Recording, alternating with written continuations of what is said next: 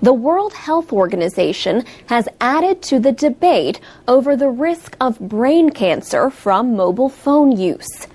The WHO's International Agency for Research on Cancer recently listed the signals from wireless devices as possibly carcinogenic.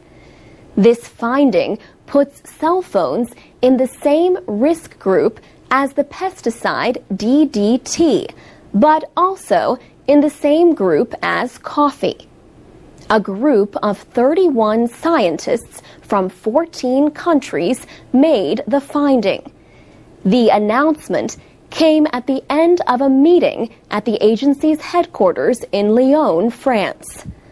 The concern is that extended contact with radio frequency electromagnetic fields may increase a user's risk for glioma. Glioma is the most common form of brain cancer. The scientists spent a week examining existing research. Dr. Jonathan Semay from the University of Southern California led the group. He says the finding that there could be some risk means scientists need to keep a close watch for a link between cell phones and cancer.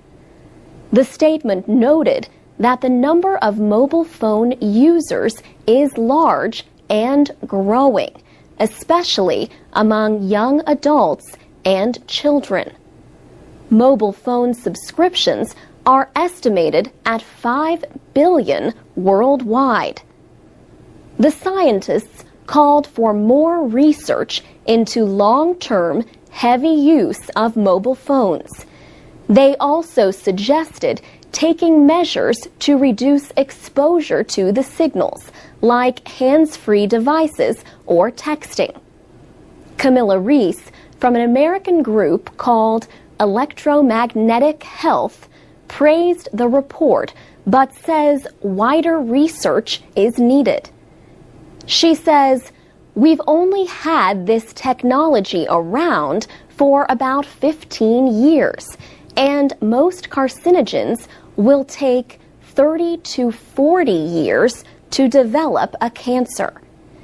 She says some scientists believe there could be a tsunami of brain cancer unless we do something to educate people to lower their exposure to this kind of risk.